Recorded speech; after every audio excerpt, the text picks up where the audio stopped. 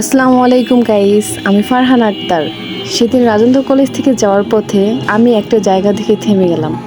সেটা হচ্ছে ফরিদপুর গণপূর্ত বিভাগ। সত্যি বলতে জায়গাটা খুব সুন্দর, সবুজে ঘেরা, পরিপাটি আর শান্ত একটা পরিবেশ। ভিডিও বা ছবি তোলার জন্য একেবারে পারফেক্ট লোকেশন।